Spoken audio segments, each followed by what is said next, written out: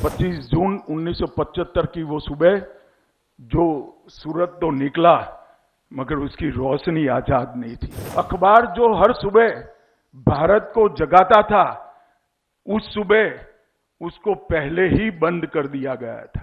आज बहुत सारे लोग संविधान की दुहाई देते हैं। मैं उनको पूछना चाहता हूं, आप किस पार्टी से आते हो, किस अधिकार से संविधान की बात करते हो?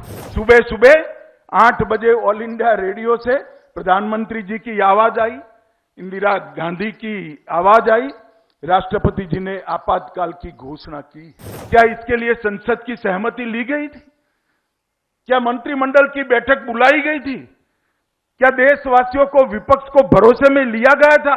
आप वही पार्टी और वही पार्टी से जुड़े हुए लोग हो जिन्होंने लोकतंत्र के रक्षक की भूमिका से लोकतंत्र के भक्षक का काम किया था। 25 जून 1975 की वो सुबह जो सूरज तो निकला मगर उसकी रोशनी आजाद नहीं थी।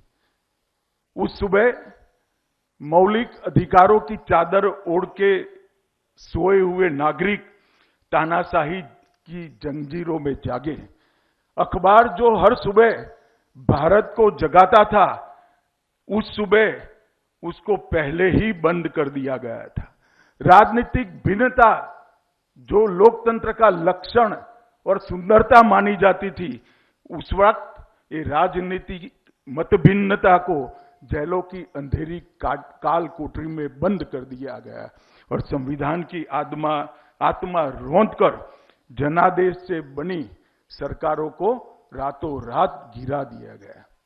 मित्रों, ये बात इस देश की जनता ने कभी नहीं भूलनी चाहिए और न भूलनी चाहिए, विशेषकर इस देश के किशोर और युवाओं को। जब व्यक्ति के अंदर पड़े हुआ तानाशाह का गुण सरफेस पर आता है, तब क्या होता है, इतिहास हमारी युवा पीढ़ी को समझाना पड़ेगा।